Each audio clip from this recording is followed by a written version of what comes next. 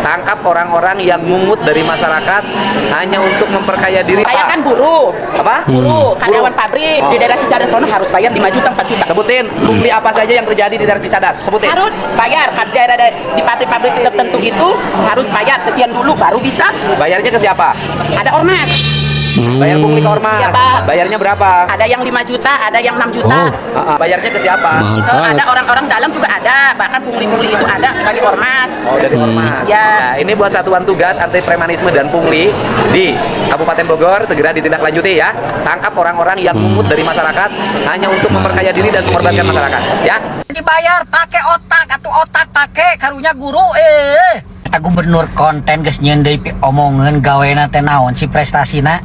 Ayeuna guru di Jawa Barat 3.800 orang teh digaji geus 2 bulan. Ini orang sakit hati ke KDM nih, selalu menjelekkan KDM. Apa yang diperbuat KDM nih nggak ada benernya sama orang ini. Manehna ngomean halaman gedung sate, padahal duit eta teh 15 miliar teh lamun dipake ngagaji guru. Ayeuna meureun guru teh bisa lebih sejahtera. Ayeuna KDM gubernur konten ngomean halaman gedung sate 15 miliar. Tapi di sisi lain aya 3.800 guru anu teu digaji, can dibayar gajina. Di Jawa Barat eta otakna kumaha ongko hayang mencerdaskeun bangsa, tapi guruna teu dibayar pakai otak atau otak pakai karunya guru. Ini gubernur konten, bro. Gubernur dilawan. Kira-kira KDM bakalan 2 periode gak sih? Kalau ditanya seperti itu, saya sangat berharap sekali Pak KDM ini menuntaskan dulu pekerjaan-pekerjaan rumah yang ada di Jawa Barat. Karena apa? Karena hari ini dalam kepemimpinan 1 tahun KDM sudah kelihatan pembangunan infrastrukturnya. Jadi kalau kita sekarang bicara tentang pembangunan hard structure dan soft structure, dalam 1 tahun pertama kepemimpinan KDM itu betul-betul beliau fokus kepada yang namanya pembangunan infrastruktur dulu, yang saya sebut sebagai hard structure. Nah, jadi untuk itulah kami berharap, saya pribadi secara berharap bahwa KDM mesti 2 periode, Pak.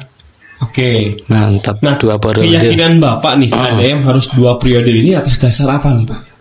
Yang pertama, saya bukan melakukan prediksi ya, Pak. Tetapi berdasarkan analisa-analisa, berdasarkan data yang ada, kita punya data dari BPS, kita punya data dari sumber-sumber lain yang sah, kita bisa menunjukkan bahwa zaman era kepemimpinan 1 tahun KDM terjadi tren yang sangat positif.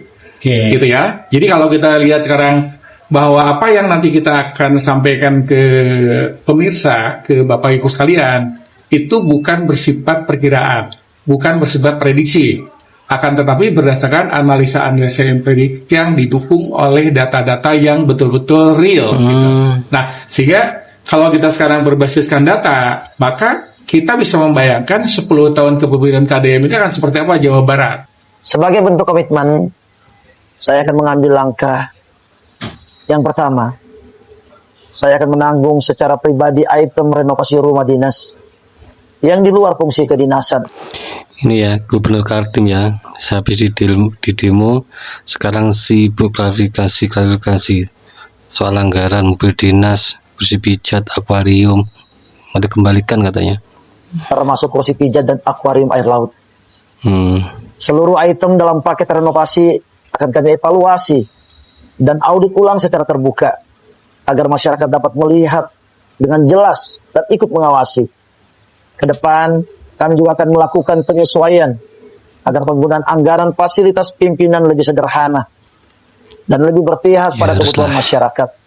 Sudah, soal ini pengembalian datanya kan Pak Gubernur kursi pijat mau ditanggung dan beberapa item lainnya itu termasuk akuarium. Nah ini gimana sih Bu mekanismenya Bu kalau dari? Ya tadi secara tadi saya koordinasikan ya. Ya tadi ngobrol-ngobrol itu, jadi sebenarnya yang di sosmed yang KP 125 itu bukan yang di rumah jabatan gubernur, tapi di biro lain gitu ya. Yang di rumah jabatan gubernur itu nilainya di bawah itu, nilainya 47. M.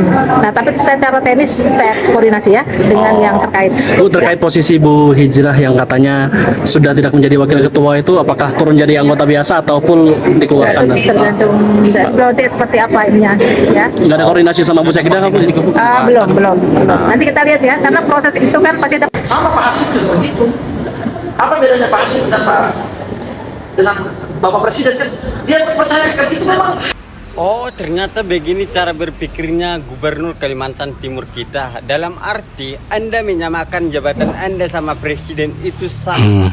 Setahu saya, dalam hukum tata negara yang saya pelajari, kalau Presiden kita tahu lah ya memang punya hak prerogatif karena memang diberikan mandat secara langsung oleh konstitusi. Contohnya, mengangkat menteri, mengangkat panglima TNI, mengangkat Kapolri berdasarkan persetujuan DPR. Dan ingat, Anda memasukkan keluarga Anda dalam pemerintahan bukan berdasarkan kompetensi, tapi karena ada hubungan keluarga. Itu sebabnya tuntutan para pendemo kemarin, jangan ada KKN di Kalimantan Timur, karena KKN itu musuh kemajuan daerah. Ingat Pak Gubernur, kritikan saya bukti kecintaan saya pada Kalimantan Timur. Kita harus tetap bersuara demi bumi etam. Terima kasih. Gubernur Kalimantan Timur disuruh mundur. Dana yang sudah dipakai untuk merenovasi kantor gubernur itu mungkin bisa dikembalikan. Tapi kepercayaan masyarakat mana bisa dikembalikan, Pak? Masyarakat Bapak aja udah kecewa. Tapi menurut saya lebih bagus mundur, Pak. Jaga marwah Bapak. Daripada sibuk klarifikasi mulu, sebentar-sebentar klarifikasi, sebentar-sebentar klarifikasi, nggak berhenti-berhenti tuh klarifikasi. Bapak bilang akan mengembalikan uang yang dipakai untuk merenovasi kantor gubernur. Benar juga ya kata ibu ini ya. Sebentar klarifikasi. Yang sudah terpakai. Mau mengembalikan dana yang dipakai untuk membeli kursi pijat. Percuma, Pak. Masyarakat Bapak udah nggak percaya dengan kepemimpinan Bapak. Jadi percuma Bapak kembalikan dana itu. Lebih bagus Bapak mundur. Jaga marwah Bapak. Pada nanti masyarakat Bapak tambah muak dengan Bapak klarifikasi mulu. Dalam klarifikasi Bapak bilang, sebelum Bapak menjabat, dana itu memang sudah ada untuk merenovasi kantor gubernur. Sebelum Bapak menjabat, dana itu memang sudah ada. Harusnya Pak, kalau Bapak ingin melakukan perubahan dalam kepemimpinan Bapak, kalau ada kepemimpinan atau cara memimpin yang terdahulu itu kurang bagus, harusnya Bapak rubah, nggak meneruskan. Masa iya gubernur sebelum Bapak menggunakan dana anggaran itu nggak diperuntukkan untuk masyarakat, malah Bapak lanjutin. Berarti Bapak nggak mau melakukan perubahan. Udah tahu gubernur sebelumnya nggak ada kemajuan. Bapak terusin. Apa gunanya Bapak? Mending tetap aja gubernur yang dulu. Kalau nggak ada perubahan. Malah yang ada mungkin gubernur yang dulu cuma beli bangku buat meja makan. Bapak ngejabat, beli bangku yang lebih mahal buat pijit-pijit. Kalau misalnya pemimpin sebelum Bapak, gubernur sebelum Bapak boros gitu. Jadi maksud Bapak itu, Bapak bakal lebih boros lagi gitu. Masyarakat memilih pemimpin yang baru itu biar ada perubahan dari pemimpin sebelumnya. Kalau nggak ada perubahan dari pemimpin sebelumnya, gubernur sebelumnya, ngapain ganti? Dengerin tuh Pak, kata masyarakat Bapak tuh. Mundur Pak. Mereka muak dengan kepemimpinan Bapak yang menghambur-hamburkan uang. Walaupun sekarang uangnya Bapak ganti, yang nggak bisa Bapak ganti itu kepercayaan masyarakatnya. Mereka nggak percaya lagi dengan kepemimpinan Bapak. Jaga marwah Bapak. Mundur Pak. Menurut kalian lebih baik mundur atau lebih baik diberi kesempatan lagi untuk gubernur itu berubah? Beberapa hari ini saya banyak merenung. Saya menyadari ada hal. Udahlah Pak Gubernur, terlalu banyak klarifikasi, berbuat sendiri, klarifikasi sendiri. Anda itu gubernurnya layak Kaltim. Coba dipikir Pak, Bapak kan udah kaya. Tapi renovasi rumah gubernurnya sekian, mobil dulu, mobil dinas yang 8, sekian M itu. Apa itu kebutuhan? Bapak jawabnya karena menjaga marwah sebagai ibu kota negara juga di sana. Mending gini aja lah Pak, daripada banyak klarifikasi, apalagi yang terakhir itu ada kursi pijat apa pijat ya. 125 juta. Jadi ngayal, saya pengen ngerasain apa langsung tembus. Tembus. Sembuh. Enak gitu. Bapak bilang kemana-mana nyetir sendiri. Emang bener Pak? Kalau di uang 125 juta dijadikan untuk biaya urut ya, tukang urut. Kalau sekali urutnya 100.000, Bapak itu bisa ketemu berapa banyak kali urut ya. Kalau harganya 200.000 berapa kali? 300. Jangan-jangan itu cukup untuk urut sekali atau sehari atau 2 hari sekali selama sisa masa jabatan Bapak. Apa nggak pegel diurut terus Pak kalau seandainya diurut? Lah ini kursi empuk begitu, kasih dong rakyatnya. Coba terus. Kursi pijatnya yang harga segitu Pak. Udah kerja aja, Habis dulu sih pakai ngeledek KDM nggak perlu yang gitu-gitu, dia kerja nyata. Dibilang gubernur konten lah. Kalau Bapak gubernur apa?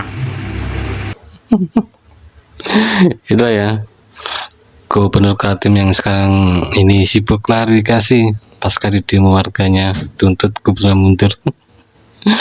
Mau mengembalikan anggaran akuarium, berdinas, kursi pijat, dan balik dunia dia akan ringkus ormas yang melakukan pungli di pabrik.